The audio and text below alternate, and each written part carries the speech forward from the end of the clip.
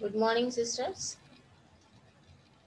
Today's class is needle stick injury. What is needle stick injury? आज देखेंगे अपन what is needle stick injuries.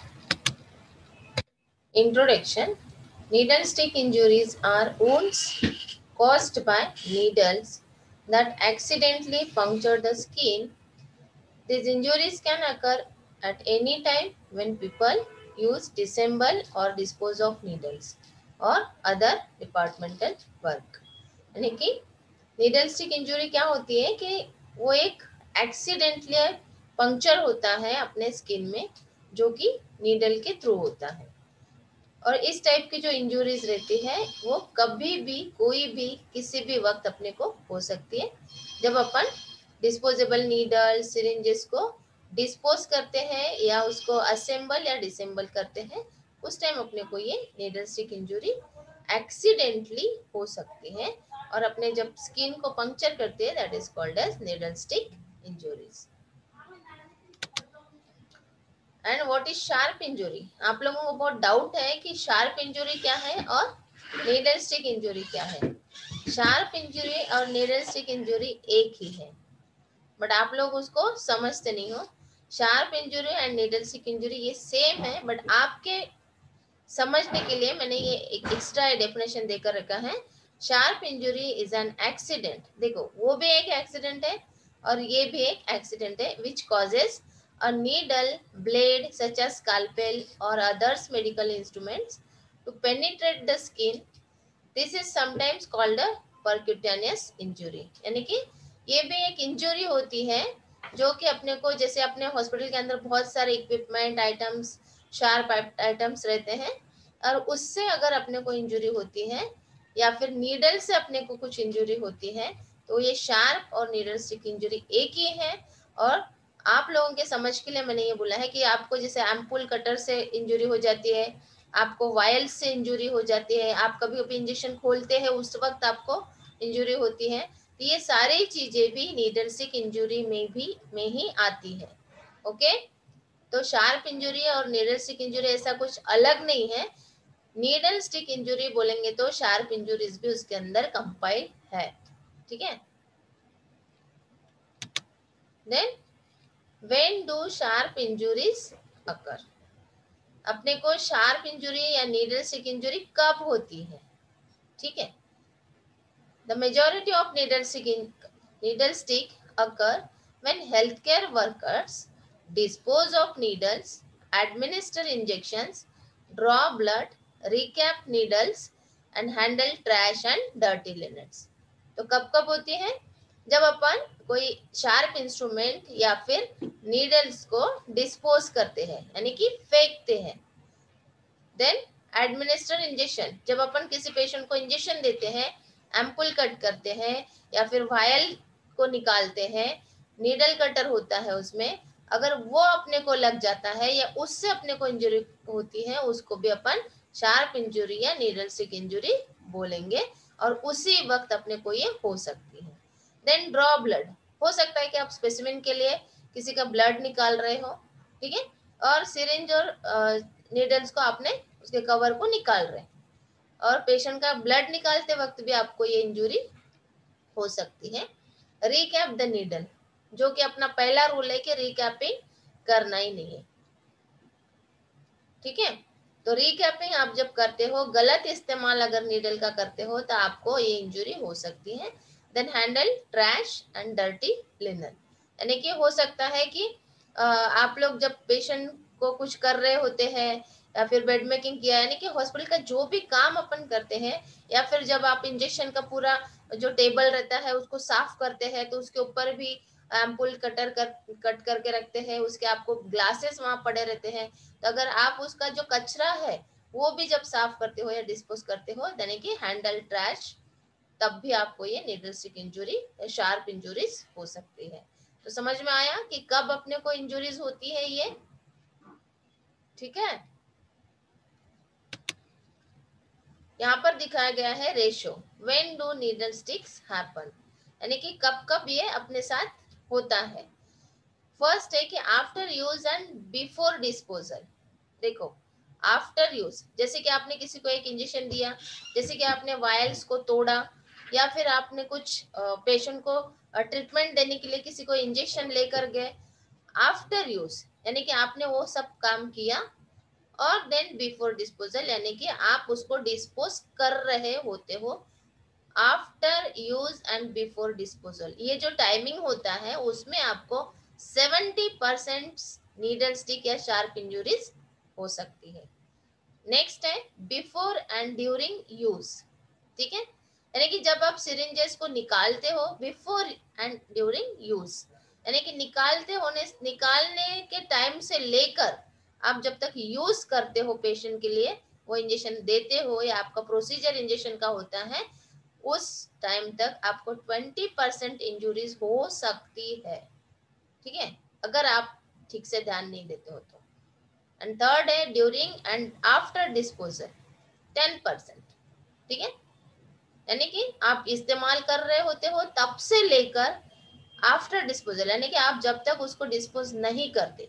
बहुत बार देखा गया है कि आपके जो टेबल पे, अगर मैं राउंड में भी आती हूँ तो आपके टेबल पे नीडल्स पड़ी हुई होती है। क्यों? क्योंकि आपका प्रॉपर डिस्पोजल नहीं है। ओके, तो ये सारी इंजुरीज तभी होती है, और कितना उसका percentage? 70, 20 and 10।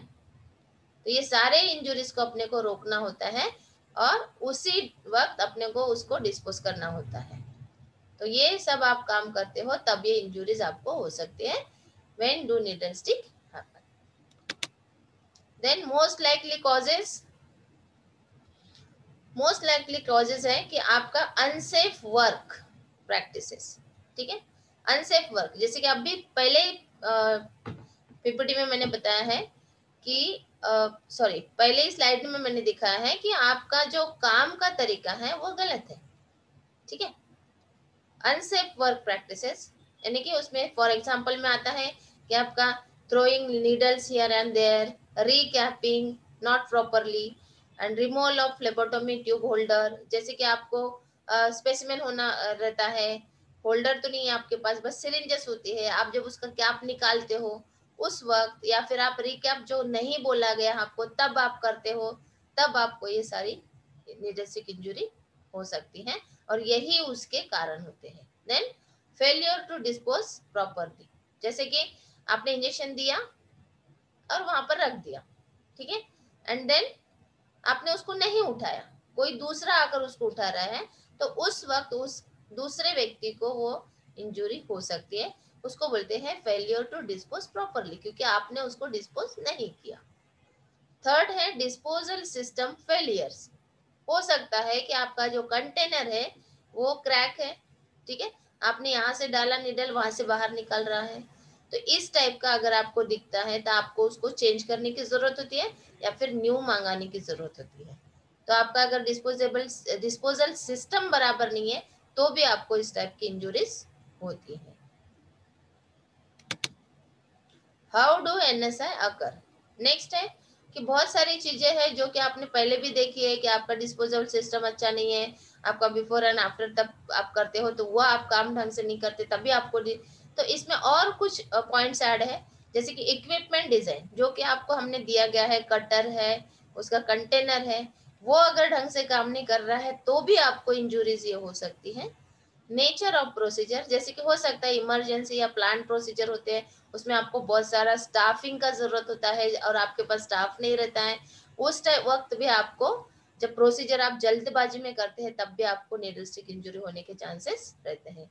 Then condition of work, हो सकता है कि आपका वर्क कंडीशन क्या है, हो सकता है आपका नाइट प्लस मॉर्निंग है, ठीक है, या फिर मॉर्निंग प्लस इवनिंग है, तो हो सकता है कि आप बहुत फेडअप हो गए हो, और उस टाइम क्या होता है कि आपको बहुत ओवरलोड हो गया हो या फिर काम ज्यादा है, तो जो कंडीशन आपके काम के रहते हैं उस वक्त भी आपको नीडल स्टिक इंजुरीज या शार्प इंजुरीज हो सकती है।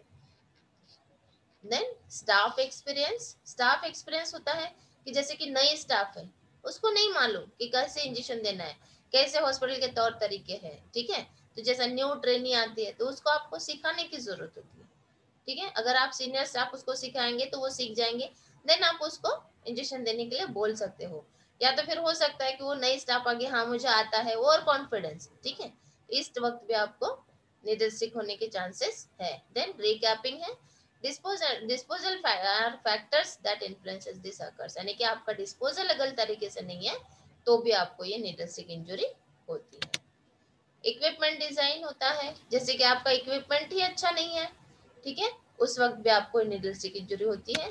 देन कंडीशन ऑफ वर्क, मैंने अभी बताया है कि स्टाफ रिडक्शन, यानी कि स्टाफ कम है, लोड ज्यादा है काम का, पेशेंट की सिचुएशन अच्छी नहीं है, पेशेंट थोड़ा सा क्रिटिकल है, या फिर नाइट आपने करके रखा है, आपको वर्कलोड बहुत ज्यादा है और आप डबल ड्यूटी कर रहे हो, ये भी होता है। स्टाफ एक्सपीरियंस, अभी मैंने बोला है कि न्यू स्टाफ, ठीक है। Then recapping, 25 to 30% of all the NSI कैसे होता है, 30% अगर एनएसआई होता है तो वो होता है रिकैपिंग से। Then single most important cause यही होता है कि आप उसको ढंग से डिस्पोज नहीं करते हैं, and it is extremely dangerous to hold a needle in one hand and attempt to cover it with a small cap held in the other hands, यानी कि हो सकता है कि आपका आई सीक्वेंस जो होता है, जो आपका जो आप रिकैपिंग करते हो वो थोड़ा सीक्वेंस अगर गलत होता है तो आपको ये इंजुरीज होती है, और वो कितने परसेंट होती है, 25 to 30%। वो किसकी गलती की वजह से, आपकी, क्योंकि हम लोग आपको बताते हैं रिकैपिंग नहीं करना, अगर रिकैपिंग करना भी है तो स्कोप मेथड से करना है। अगर बहुत ही आपको लग रहा है कि नहीं अभी मैं फिलहाल के लिए उस नीडल को खुला नहीं छोड़ सकती, तो उस टाइम अपन स्कूप मेथड या सिंगल हैंड मेथड से भी आप उसको रिकैप कर कर रख सकते हो। बट ये दोनों हाथों से जब आप रिकैपिंग करते हो नीडल को तो आपको इंजुरीज होगी ही होगी, एंड इंजुरीज क्या ना करें, 3 others way also. How can NSI be prevented, अगर आपको इंजरी हो गई बाय चांस, अगर आपको नहीं होना है, आप